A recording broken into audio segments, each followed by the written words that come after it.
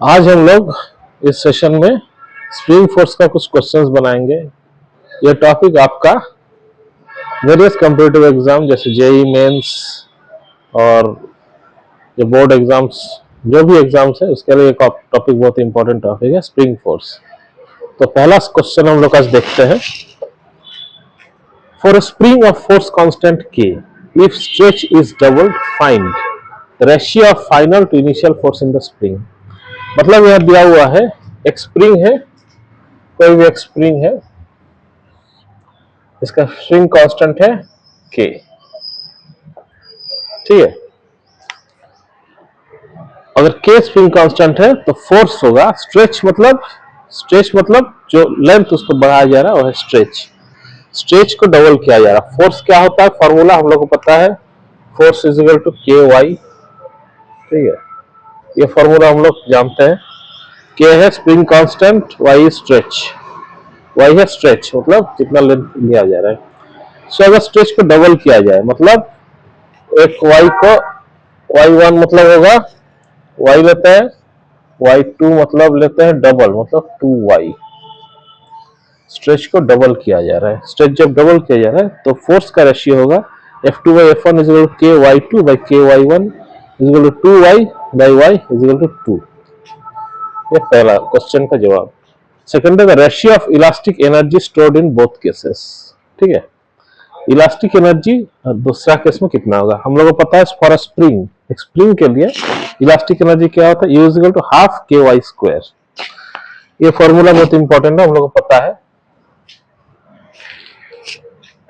Elastic energy U is equal to half K Y square, ठीक है। तो ये लगाते हैं for a spring elastic energy U is equal to half K Y square. अब दोनों का रेशियो क्या होगा जब स्ट्रेच को डबल किया जाए, मतलब y को 2y बना दिया जाए।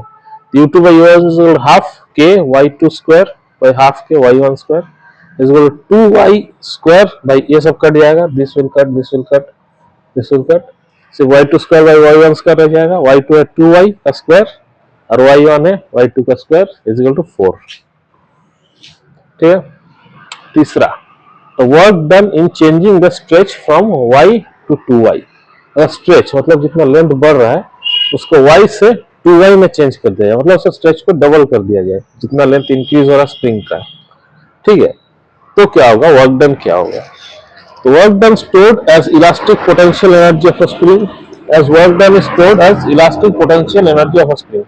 वर्क डन क्या होता है स्प्रिंग का केस में, जितना भी वर्क डन आप स्प्रिंग पे कीजिएगा उतना उस पर इलास्टिक पोटेंशियल एनर्जी स्टोर हो जाएगा। तो इलास्टिक पोटेंशियल एनर्जी का फॉर्मूला हम लोग को बताया फॉर स्प्रिंग हाफ के एक्स स्क्वायर या हाफ के वाई स्क्वायर जो भी है, और वाई इज स्ट्रेच, के इज स्प्रिंग कांस्टेंट। तो वर्क डन क्या होगा, y2 माइनस y1, मतलब इनिशियल जो पहले था स्ट्रेच वो था y और फाइनल स्ट्रेच है 2y।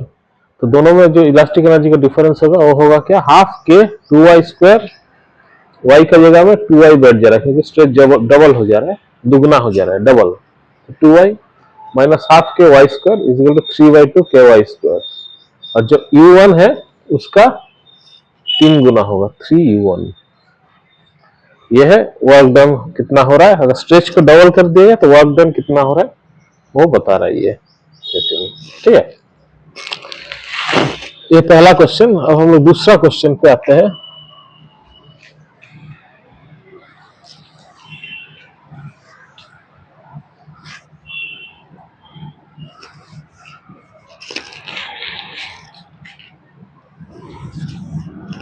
दूसरा क्वेश्चन क्या बोल रहा है, a block of mass m is attached to two springs of spring constant k1 and k2। एक मास है m, यहाँ पे ये दोनों साइड में दो स्प्रिंग है, एक k1 स्प्रिंग कांस्टेंट का है, दूसरा k2 स्प्रिंग कांस्टेंट का, दो मास से जुड़ा हुआ है इस तरह से, मतलब इस तरह से ऐसे ये मास है, ठीक है। इसको एक स्प्रिंग इधर से जोड़ दिए, एक स्प्रिंग इधर से जोड़ दिए, इसका है k1, ये है k2। अब हम लोग पूछा जा रहा है the block is displaced to right at a distance x। इस तरह से x डिस्टेंस इसको मूव कर दिया गया, ब्लॉक को ऐसे ऐसे यहाँ पे मूव करवा दिया गया मान लीजिए, ठीक है, एंड इज रिलीज्ड, यहाँ से मूव करा के इसको छोड़ दिया गया, तो क्या करेगा ये स्प्रिंग क्या होगा, इसको खींचेगा अपने तरफ, तो ये ऐसे मूव करेगा, करने लगेगा, और अगर इधर खींच देते हैं तो ये इस तरह मूव करने लगता है स्प्रिंग की वजह से, ठीक है। तो right to distance x and is released, find the speed of the block as it passes through the mean position on stone. जब ये ब्लॉक यहाँ आ जाएगा तो छोड़ दिया जाएगा, तो ये ऐसे मूव करने लग जाएगा ब्लॉक। तो ये जो मेन पोजीशन है, मतलब जहां पे पहले था पोजीशन,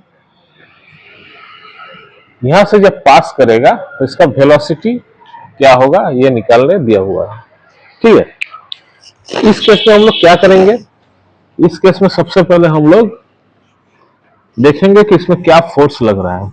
इस पार्ट को हम लोग देखते हैं, इसमें सिर्फ एक ही फोर्स लग रहा है, वो है स्प्रिंग फोर्स जो इसको खींच रहा है, और कोई भी फोर्स नहीं लग रहा है, क्योंकि हम लोग एज्यूम किया है कि इसका मास जो है रिएक्शन फ्रिक्शन ये सब नहीं है, तो उसका कोई फोर्स लग नहीं रहा है। इस केस में हम लोग यूज करेंगे कंजर्वेशन ऑफ एनर्जी फॉर्मूला, ठीक है।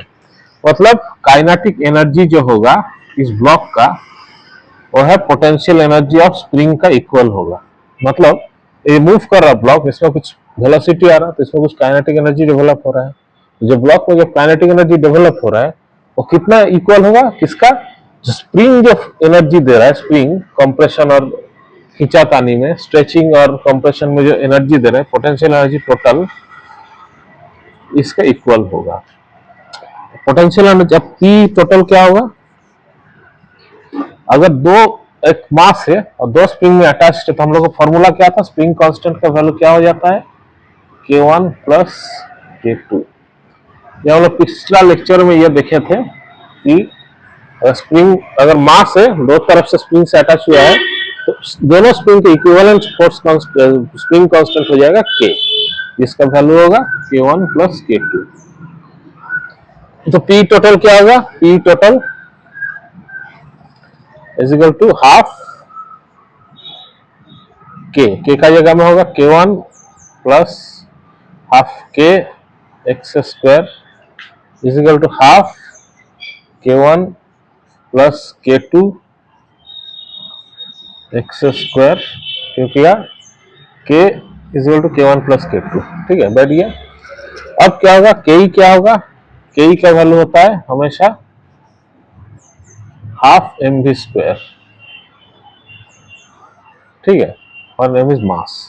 तो दोनों इक्वल वैल्यू, अगर ये इसको इक्वल करते हैं तो half mv square is equal to half K1 plus K2 X square, ठीक है। हम लोग को निकालना बोला है वेलोसिटी भी, ठीक है, find the speed of the block, ठीक है। तो v का वैल्यू क्या, v स्क्वायर का वैल्यू क्या होगा, ये हाफ कट गया, हाफ कट गया, ठीक है।